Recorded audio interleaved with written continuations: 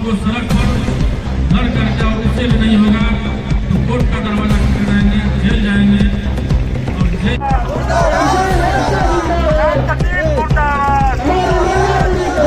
मुख्यमंत्री मुर्दाबाद,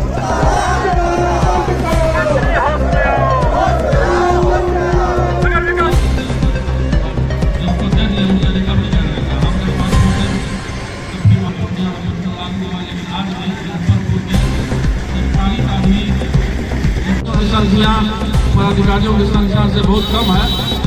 तो जब नगर निकाय में कर्मी नहीं रहेंगे तो पदाधिकारी क्या करेंगे? तो सरकार के प्रधान सचिव ने तुरंत तंत्रिका को विधि विभाग भेजा। विधि विभाग भेज करके परामर्श लेके 285 कर्मियों के बहाली पर रोक लगा दिया। लेकिन वो बैठे हुए क्या मांग है, किन मांगों को लेकर बैठे हुए हैं? हम लोग का 11 सूत्री मांग है। 11 सूत्री मांग 2021 से हम लोग सरकार से लगातार करते आ रहे हैं, लेकिन सरकार के द्वारा वार्ता तो बुलाया जाता है।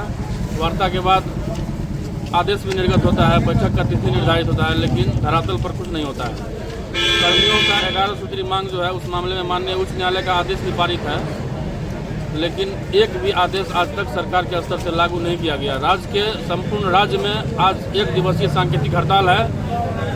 पूरे राज्य में 264 नगर निकाय हैं, जिसमें 14 नगर निकाय में मात्र 7वां वेतन पुनरीक्षण अभी तक लागू हो सका है, जबकि CWJC में पारित आदेश है, MJC में पारित आदेश है। प्रधान सचिव नगर विकास विभाग को इसमें अर्थदंड भी भुगतान करना पड़ा था, लेकिन उसके बाद भी इस फलाफल इसका जो है शून्य है। दूसरा है चिकित्सा प्रतिपूर्ति की सुविधा लागू नहीं है। नगर निकाय में स्वीकृत रिक्त पद के विरुद्ध कर्मियों की बहाली नहीं हो रही है।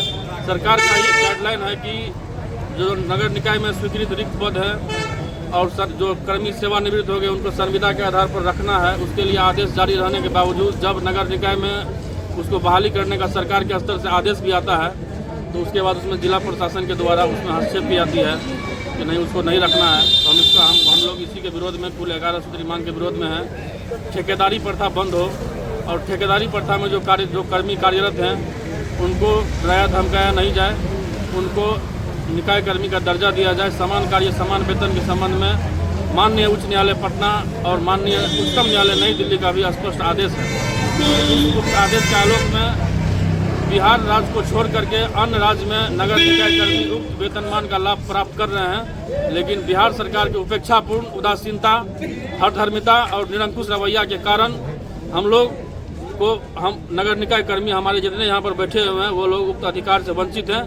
सरकार के उक्त हठधर्मिता, तानाशाही रवैया के विरोध में हम लोग 1 दिवसीय सांकेतिक हड़ताल पर हैं और आज अभी हम लोग DM साहब को ज्ञापन सौंपेंगे और उसके बाद भी यदि सरकार के स्तर से इस पर विशेष पहल नहीं की जाती है तो अगला रणनीति हम लोग का ये है कि बिहार विधानसभा के समक्ष रोषपूर्ण प्रदर्शन किया जाएगा। उसके बाद भी नहीं होगा तो राज्यव्यापी अनिश्चितकालीन हड़ताल की जाएगी और उसके बाद भी यदि सरकार अपने हठधर्मिता से बाज नहीं आती है तो हम लोग माननीय उच्च न्यायालय पटना में पुनः मुकदमा दायर करेंगे।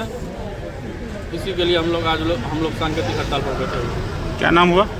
मोहम्मद अरशद आलम, महामंत्री, Bihar local body employees federation, संयुक्त संघर्ष मोर्चा, पटना।